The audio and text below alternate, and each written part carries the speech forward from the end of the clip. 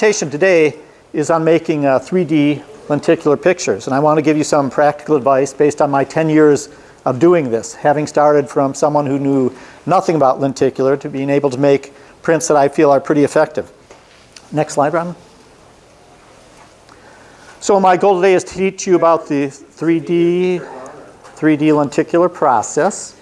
We're going to cover the workflow, equipment and supplies, some 3D photography and conversion techniques, image processing, printing, and finishing. So a little bit about me. I'm an independent artist. I work out of a home studio in Antioch, Illinois, and I take my lenticular artwork, both kinetic and three-dimensional, and exhibit it at art festivals around the country. So I take my original photography and present it to the public as lenticular prints. The reason for that is lenticular makes 3D photography viewable by the general public. They cannot do the eye gymnastics required to do cross view or parallel view.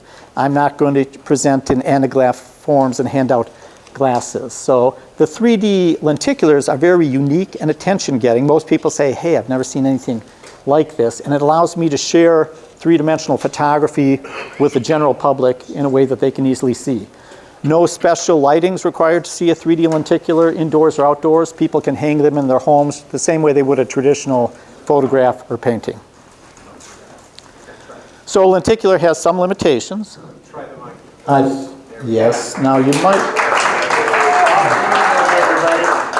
I don't know if you want to tune that down or if that's perfect.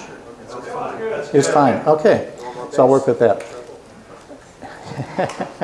So lenticular has lower resolution than other types of 3D. It has what I call a limited depth budget. So if you think of a standard photograph as being flat or planar, the view through a stereoscope having tremendous volume, lenticular falls between those two extremes. The lenticular surface has a ribbed pattern to it, and each rib is actually a micro lens. And those ribs are what creates the lenticular effect. The surface is somewhat delicate. You can easily scratch lenticular if you're not careful.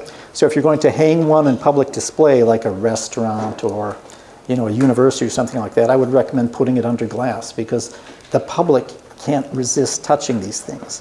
In fact, I remember at an art festival, a little girl came up to me and said, hey, mister, are these the scratchy pictures? And I'm like, yes, they are, but don't touch them. And then, of course, they have some reflective issues because of the optical characteristics. So I don't recommend hanging these across from a window because you'll get so much glare from all the individual ribs of the lenses. So lenticular prints come in a variety of forms. There are the animation ones. You probably all have seen the little bookmarks. You wiggle and a penguin moves or a horse runs and so forth. And then there are the 3D lenticulars, which we want to talk about today. And then there are some that can combine both. You can combine a three-dimensional effect with motion. So when you walked in the room today, you may have seen the self-portrait of me, and when you walk by it, you see me raise the glasses, wink, and lower them. So you see me in 3D and you see all that motion. So you can do that. The key thing with three-dimensional lenticulars are that the ribs or lenticules always run up and down, and that gives them the ability to refract different views to each eye.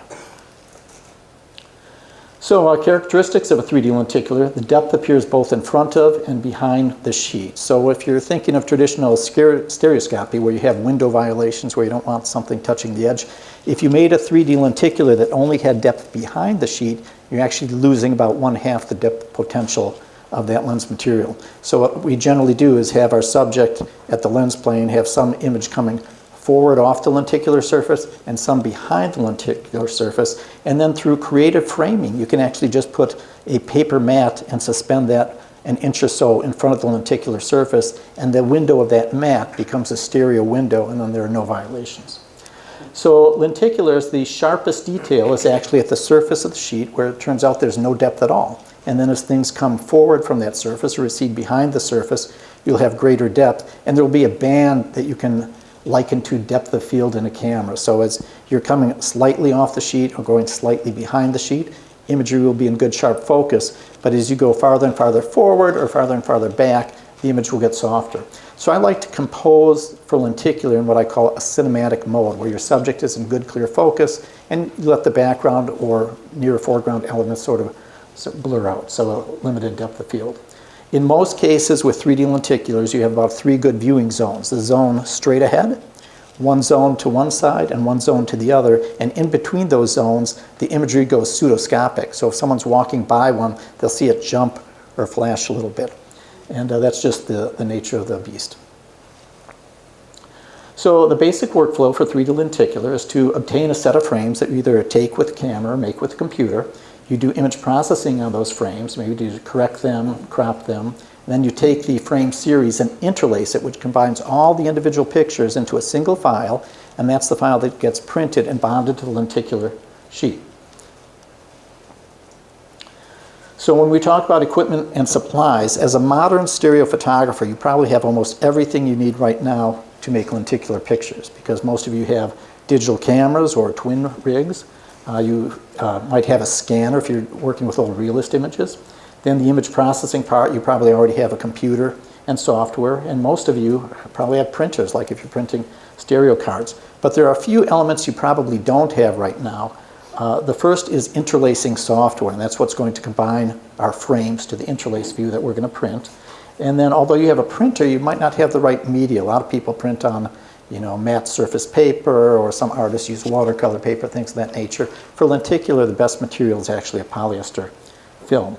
And to bond the print to the lenticular sheet, you'll need a laminator. So you need interlacing software, the polyester media, a laminator, and the lenticular sheets themselves.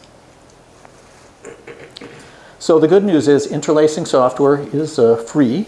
There's 2 packages listed there, and there's also commercial software available. Now I gave everyone in the room a handout sheet. Most of the details of my presentation are on that sheet. So you can look at these software programs at your leisure. Just go online and Google the names of the program, and you can learn more about them. So we talked about the media to print on. I mentioned polyester film is best. It's dimensionally stable. It has a very smooth surface which bonds well to the sheet. Not the easiest thing to obtain. I actually buy mine mail order. If you don't have that, you can also use a high gloss photo paper. It's almost as good, but it's not really as smooth as the polyester paper. The materials I use are shown in this illustration. One is ink press white gloss film, and the other is the Picto Rico Pro high gloss media. So we can talk about the lenticular sheets themselves. You can see the side view, and you can actually see the ribbing. There's a intermediate layer, which is the adhesive, and then the print itself. The lens sheets come in 2 general types: a narrow viewing angle about 24 degrees, and a wide viewing angle, which is a viewing angle of about 49 degrees. And that'll vary slightly between the different manufacturers. Typically, the narrow angle lenses are called 3D lenses, and those are the ones we use when we're making 3D lenticulars for the most part. Now, you can use a wider viewing lens to make 3D lenticular, but your stereo base or your capture base will have to be wider as well. So most people just purchase the 3D lens type.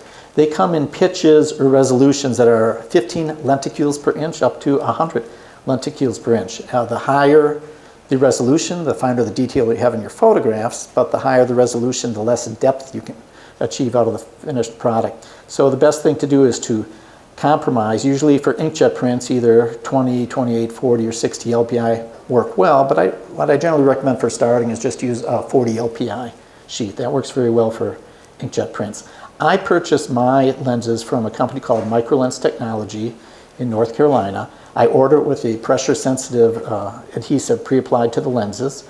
I make sure when I order them, like if I want an 8x10, I specify that the lenticules are running vertically, because we need that for 3D.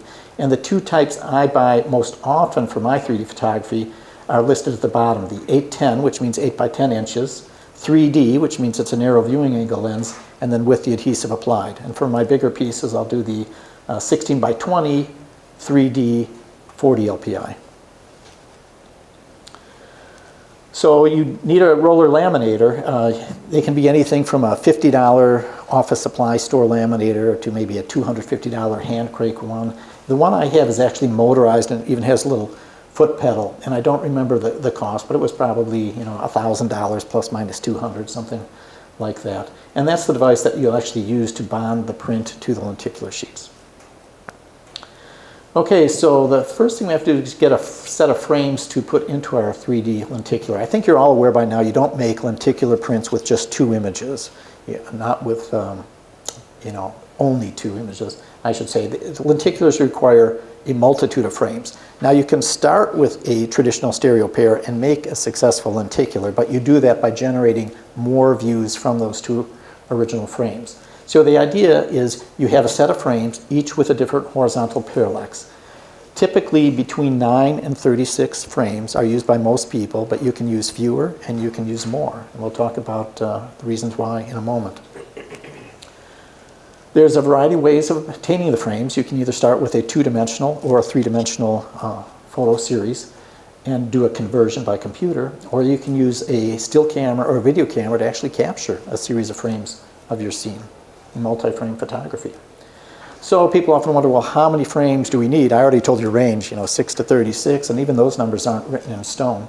Well, there's a simple formula a lot of people use, and it's pretty effective, and it's based on the number of lenticules per inch of your lens sheet and the print driver input resolution of your printer. Now, that's a mouthful, but just imagine that an Epson printer has the resolution of 720 pixels per inch, and the Canon has the resolution of 600 pixels per inch. They don't really, but these are the imaginary numbers we use for lenticular. Okay, so the rule of thumb is you take that printer driver resolution, for example 720, you divide that by the lenticular sheet pitch, which in our case would be 40 LPI, and that says 18 frames. That 18 frames is a sweet spot. That's a goal to achieve. If you have 15 frames, 17 frames, your lenticular will still work. If you have 100 frames, the lenticular will still work, but that gives you a ballpark number to shoot for.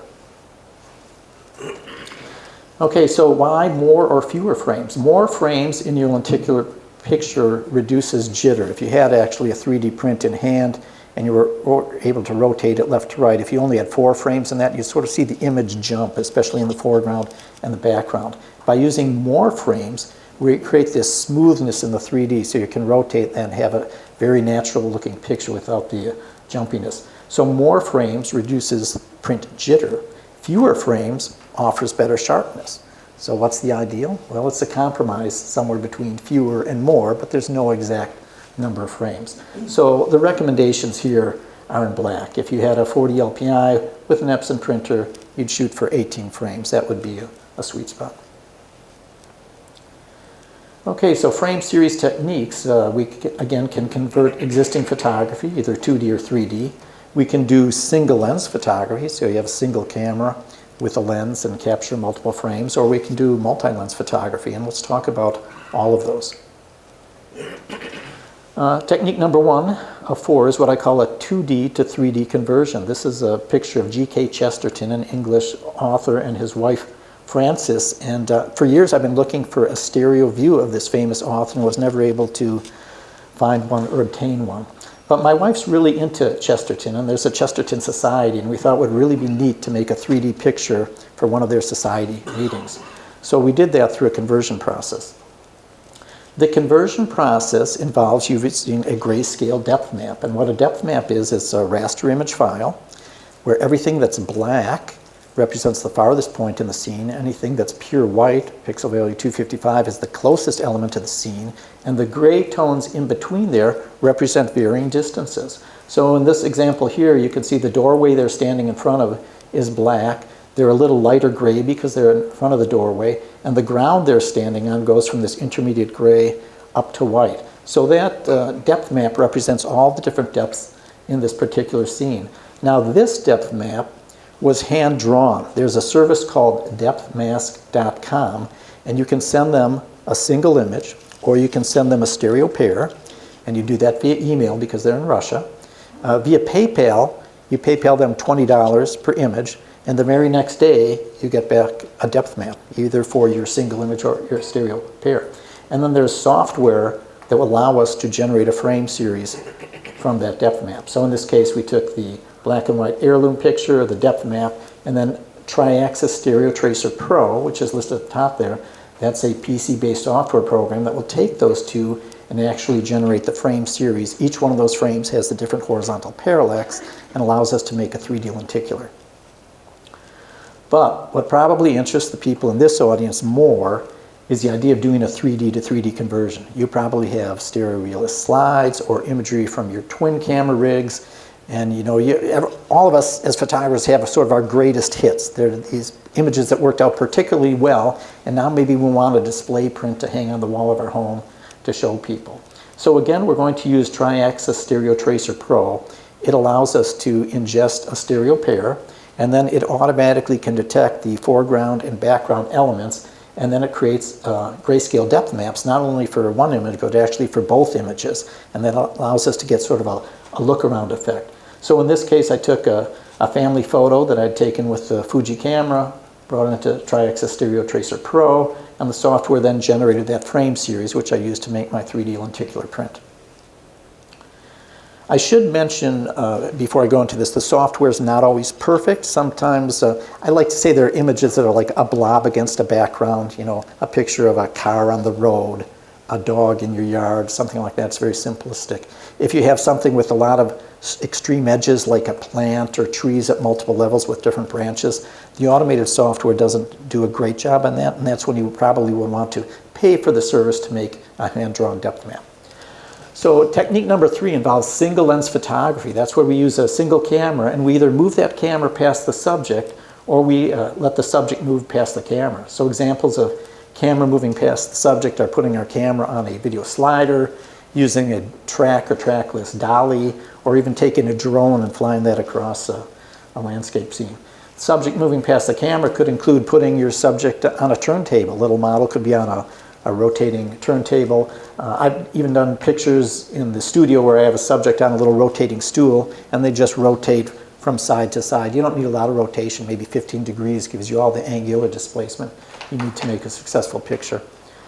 So my favorite technique of everything I do for 3D is actually just to take a single camera and put it on a slider.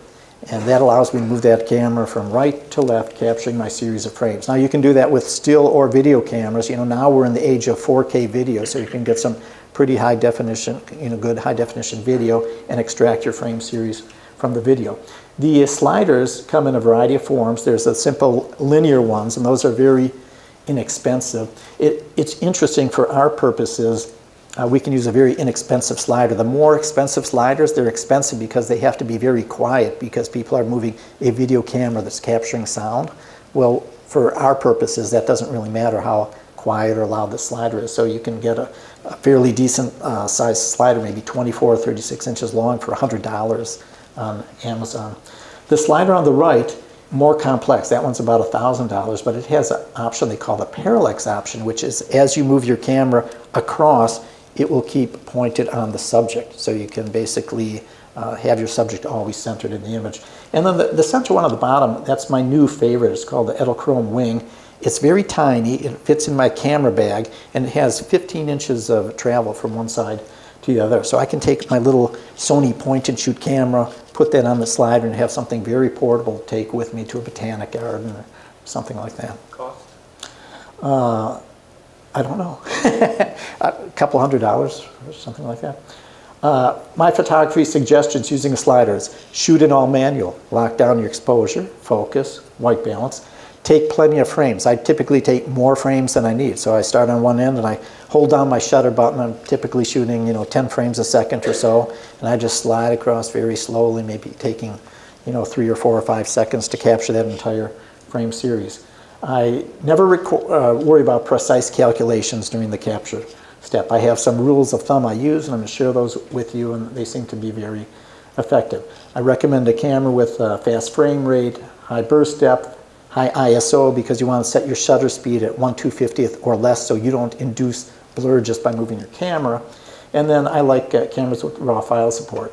Now, great news about this is these high-performance cameras have really come down in price. I think 5 or 6 years ago, I needed the Canon 1DX was like a $6,000 or $8,000 camera. Now my little Sony RX100 point-and-shoot has all these capabilities, and it's like $1,000. So the increased performance of digital cameras is really beneficial for lenticular photographers. So my rules of thumb: use a wider than normal stereo base. Now this applies to shooting on a slider, not using your W3 or Realist or something like that. If you're using a 3D lenticular sheet, I recommend a 3 to 6 times wider stereo base than normal. So that'd be a 7.5 to 15 inches wide. For an animation lens sheet, you want to go twice those values. Next slide. Now I see people writing and taking notes, but the handouts I gave you have all, all this information, so you can just sit back and enjoy the presentation. So I came up with this stereo-based multiplication factor, actually thanks to something David Berter told me years ago in one of our special interest group meetings.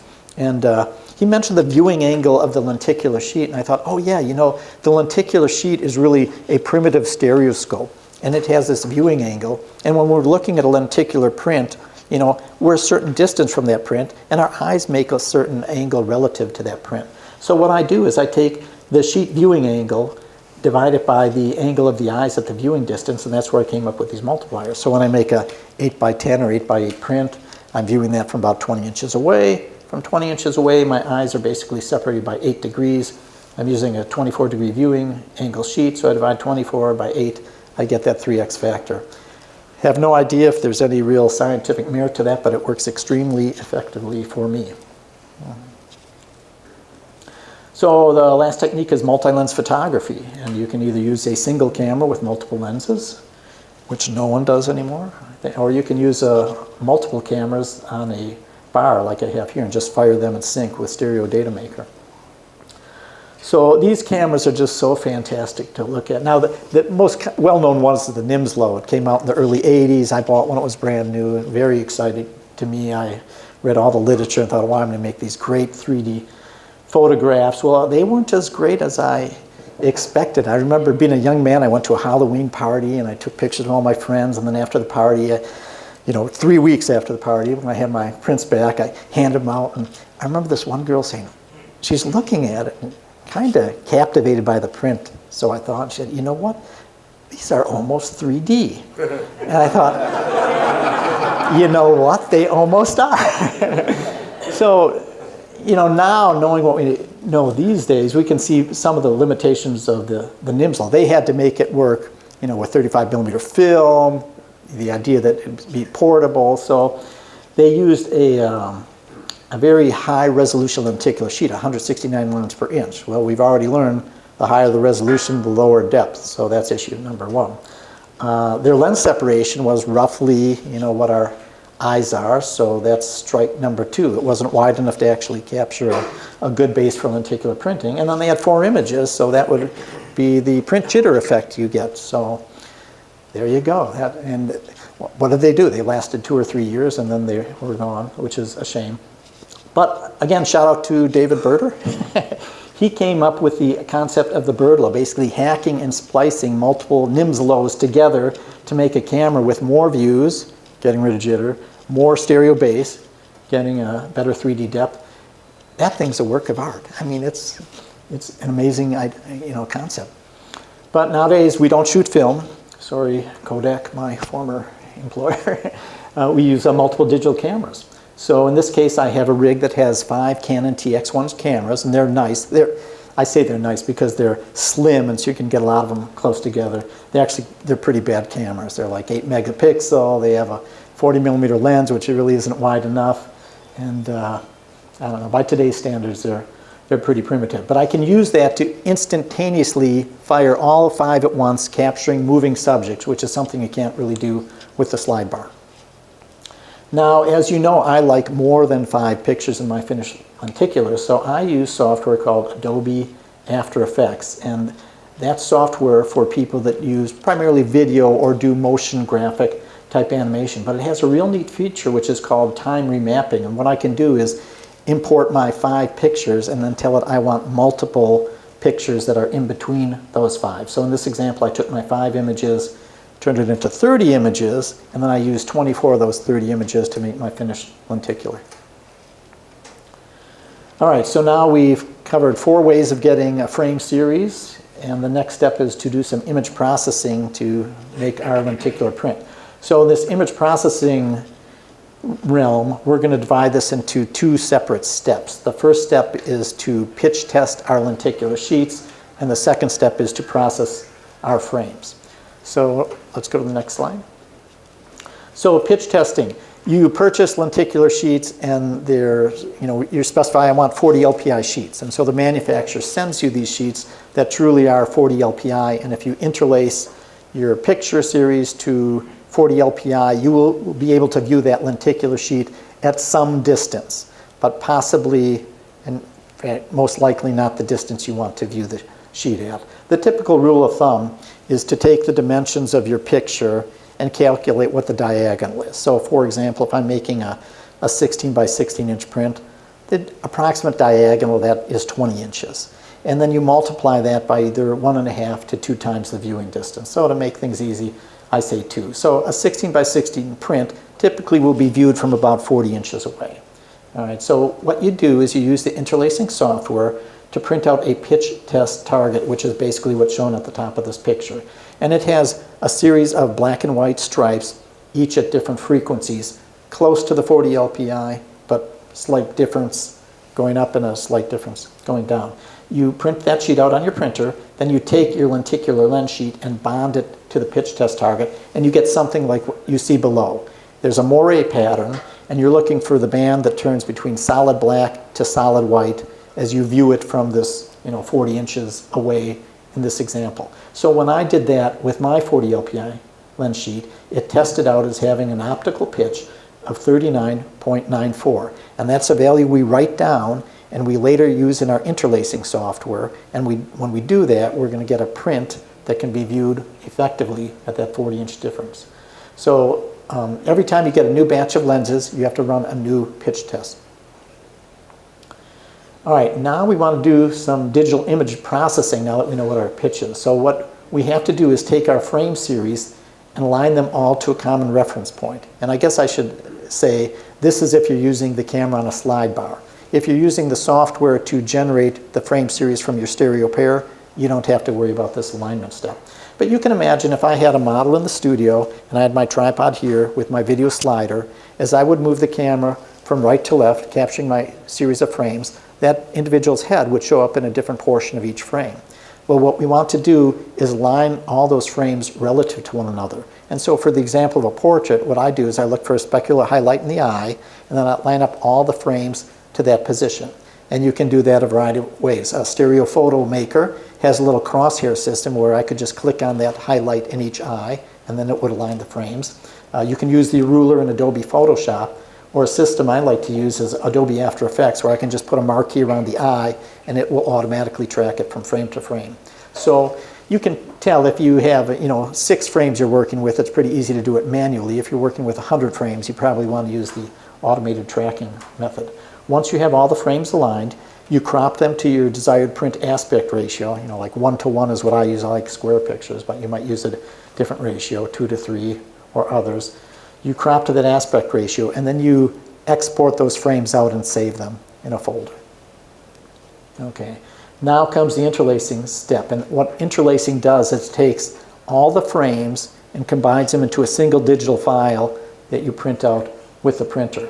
So on the left, you see an interlaced view of the entire picture. On the right, you see a close-up of just the lips. And you can see crude banding. Those represents the width of individual lenticules. Let's say, for example, this was composed of 10 frames. Under each one of those bands, which would be 1/40th of an inch for 40 LPI lens, there will be 10 vertical columns, 1 column from each of the pictures. So, and that's continued out from left to right across the entire picture. So that's what interlacing does. It merges that entire frame series into one file for printing. Okay, so if I can find my laser pointer here.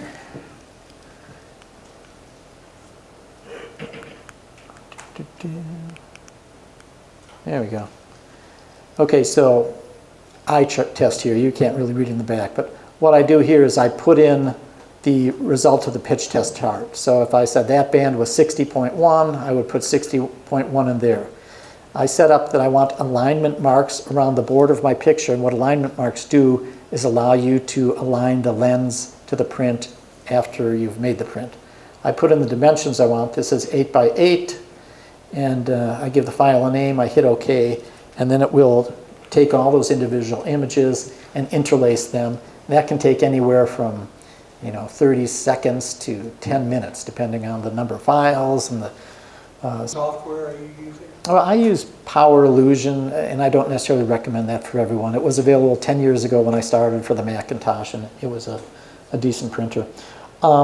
When you're all done interlacing, a lot of the more modern software programs already save your file out at the printer's native resolution, like 720 or 600. Power Illusion doesn't, so I actually resize my file in Adobe Photoshop when I'm done interlacing. So let's say I'm doing an 8x8. And on this sheet, it came out with these files. I had 18 frames. It was going to come out with a final resolution of 1061.8 pixels per inch. Well, if I just send that to my printer, I'm going to get all sorts of banding in my finished image because the print driver is going to try to interpolate this non-native resolution. So what I'll do is in Photoshop, I'll keep the dimension in inches the same, 8x8 inches, but I'll resize it to 720 pixels per inch, and that will minimize that banding potential. All right, so we have our interlace file. Now we want to do the printing and finishing of that file. So we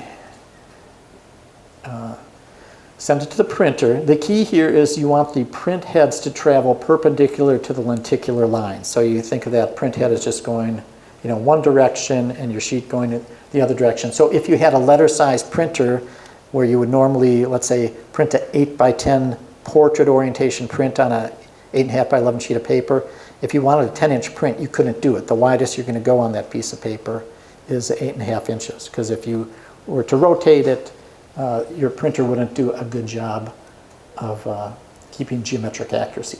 So print driver settings, I recommend using your printer's highest quality mode. So these Epson printers, I'll say, oh, we can do 2880 dots per inch, and they sort of can. That's called addressable resolution, but it takes many dots in many different places to represent a colored pixel. So again, even though it has this 2880 capability, its true resolution is really probably closer to 300 or 400 pixels per inch. But still, you set your printer in the highest quality mode.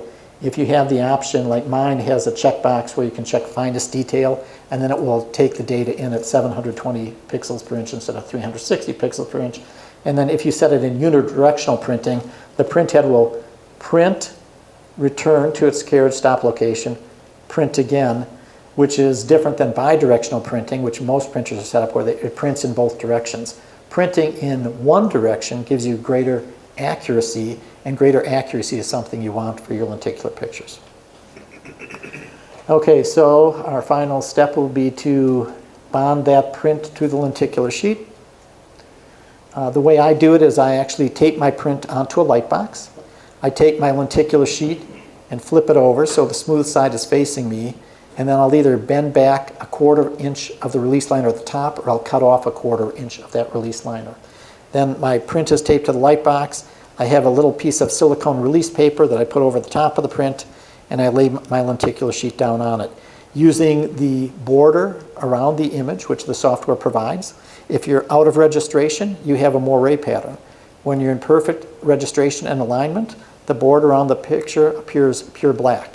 So once you see that, you know your registration is good. You press down on the top of the print, thereby tacking the top edge, and then I take that print over to my laminator. I flip it over so the lenticular sheet is down. I hold the sheet of paper off the lens, and then I pull off the entire release liner on the back of the lens. And then using the foot switch, I just feed that right through the laminator.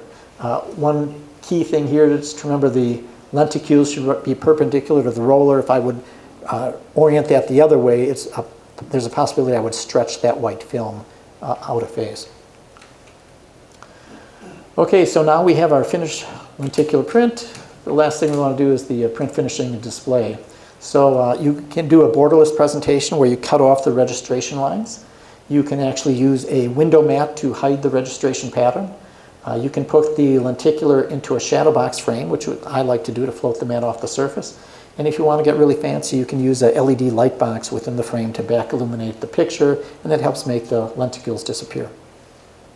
So these are the framing styles I use. So the upper left is basically a window mat. I had pre-printed those window mats with a large format printer to look like 35mm slides. The right view are the shadow boxes, which I use, generally when I sell these to the public, they love that effect. It looks like a little diorama. And then the bottom illustration is more of a gallery setting where I just have a simple silver profile around the lenticular piece. All right, so where to learn more? You have the notes, and there's a lot of resources you can look at online there. I have some written resources there, some online sources, and a list of service providers that I can share with you. So the Stereoscopic magazine, I wrote 2 articles for that magazine since I gave a presentation last summer. Number 108 is going from stereo pair to lenticular print, which gives you more detail on using the tri-axis software. Number 109 is desktop printing, 3D lenticulars, which goes into more detail on the actual print process. And then online resources, I moderate a lenticular art group on Yahoo, and it's basically lenticular_art. And then I recommend going to the following 4 websites. In Europe, DP Lenticular is a source of lenticular sheets. In the US, microlens.com. They both have good information on making lenticulars. Lenstar.org has some interesting documents on the history of lenticular. And the bottom one is Triaxis. And there's a whole host of software vendors. And I guess I'm only calling them out because they have demo software and they have the instruction manuals for their demo software online. It's very useful just to read the instruction manuals of the software to get a feel for what's going on. All right, and you may have sat through my presentation and said, wow, that's really interesting, and wow, I like these types of lenticular prints. I have no desire to ever do any of that myself. Okay, and I do not make lenticulars for other people. I only do it for myself. But the companies here would be happy to work with you and make 3D lenticulars from your stereo pair or image sources. And with that, I'm done. I'm open to any questions. Yes?